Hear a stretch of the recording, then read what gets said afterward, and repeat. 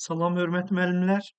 AIM 2026 inteqrasiya mövzusu üzrə informatika fənni inteqrasiya suallarının izahlarını veririk. Sual 1. Şagirdlər regiona aid coğrafi məlumatları coğrafi informasiya sistemləri proqramında xəritə üzərində yerləşdirir və məlumat qatlarını təhlil edirlər. Nəticədə verilənlərin emalı və vizuallaşdırılması baxımından qısa şəkildə izah edirlər. Yaxşı, müəllim bu tapşırığı verərkən hansı inteqrasiyanı reallaşdırır? İndi burada belə bir şey var. Verilənlərin emalı, vizuallaşdırılması baxımından qısa şəkildə izah edir və coğrafi informasiya sistemləri proqramında xəritə üzrə. Onsuz coğrafiya ilə bağlı olduğunu gördük, amma bu coğrafi informasiya sistemi proqramlarında xəritə üzərində yerləşdirilməsi bu informatika biliyi məlumatları tələb edir bizdən. Onun üçün burada verilən məlumat coğrafiya və informatika fənni ilə əlaqəlidir. Və müəllimin verdiyi fənn tapşırıq iki fənn arasında, informatika və coğrafiya arasında əlaqə qurulmasını təmin edir. Çünki bu rəqəmsal bacarıqlar tələb edəcək, həm də texnoloji bacarıqlar tələb edir ki, şagirdlər informatika fənnindən istifadə edib onu həmin proqramda xəritə üzərində yerləşməlidir. Məlumat qatlarını təhlil etməli, vizuallaşdırılması baxımından qısa şəkildə izah etməlidir, o izah hissəsi heç. Amma proqram üzərində yerləşdirilməsi informatika biliyi olur. Bu da müəllimin verdiyi tapşırıq və iki fənn məlumatlarının qarşılaşdırılmasıdır. Cavab B. Fənlər arası inteqrasiya. Sual 2. Şagirdlər məktəbdə bir ay ərzində keçirilən tədbirlərin adlarını, tarixlərini siyahı şəkildə qeyd edirlər. Bunu öyrəndik. Bu siyahını qruplaşdıraraq, məsələn, tarixə və ya tədbirin növünə görə sistemli informasiya halına salır. Daha sonra həmin informasiyadan istifadə etməklə müəyyən tarixdə keçirilən tədbiri tap əməliyyatını izah edən sadə alqoritm tərtib edirlər. İndi biz burada nəyə fikir veririk? Verilən məlumatlar hər biri informatika fənninin öz daxilində olacaq. Sadəcə biz şaquli yoxsa üfüqi inteqrasiya olduğunu müəyyən etməliyik. İnformatika fənni daxilində biz məzmun xəttlərinə diqqət yetirək, verilənlər və informasiya, aparat təminatı, proqram təminatı, alqoritmlər və proqramlaşdırma 5-ci məzmun xəttimizdə olur, informasiya cəmiyyəti.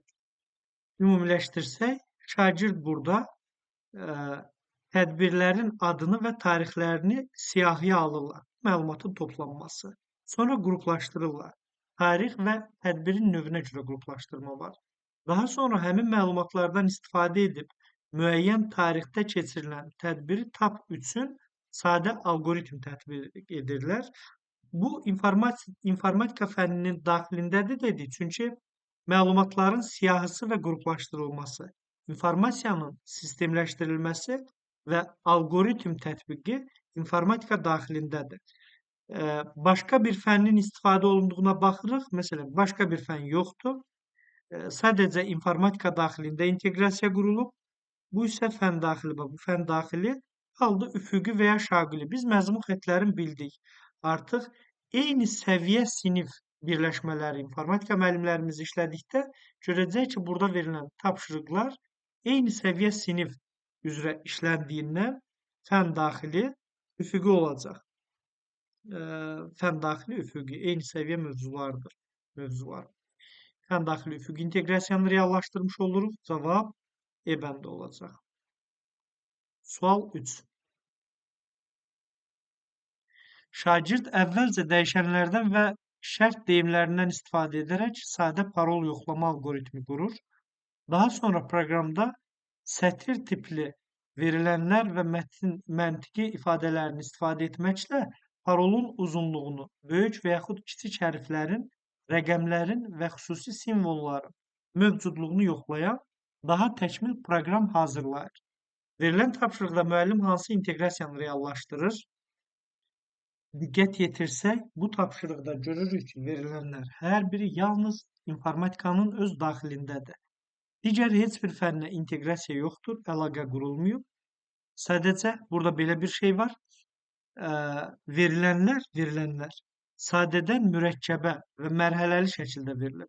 Sadədən mürəkkəbə, mərhələli şəkildə qeyd olunduğu üçün biz siniflərarası və şaquli inteqrasiya kimi götürürük bunu. Cavab olacaq E bəndi. Yəni burada belə necə olur? Əvvəlcə dəyişənlər, şərt deyimləri, bununla sadə parol yoxlama, bu sadədən mürəkkəbə getməsi burada gedir.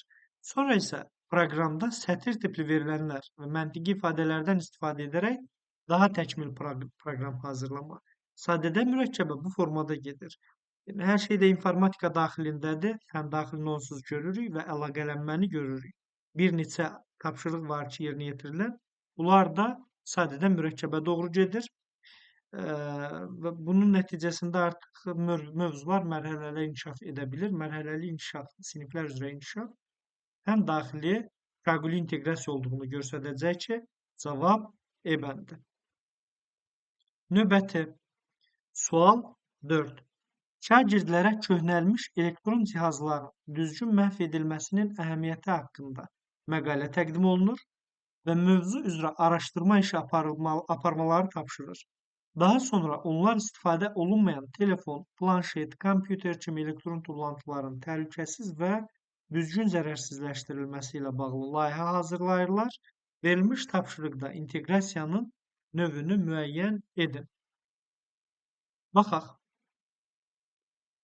Sualın məzmununa diqqət yetirsək, burada köhnə elektron cihazların düzgün məhv edilməsinin əhəmiyyəti haqqında məqalə təqdim olunur. Bu məqalə sonra araşdırma aparılır.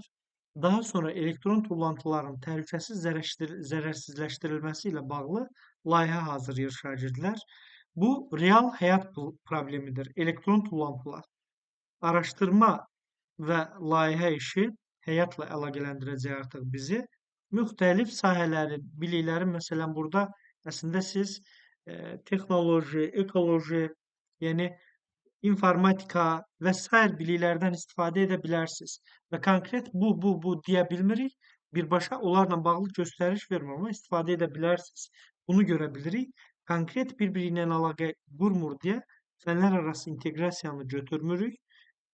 Bu tipli fəaliyyətlər fən üstü inteqrasiya sayılır. Çünki problem real həyatdan götürülür və bir neçə sahənin bilikləri birləşdirilir. Tamam. Bu o zaman fən üstü inteqrasiya olur. Cavab olacaq D bəndi. İnformatika fənni ilə bağlı verəcəyimiz izah bu qədər.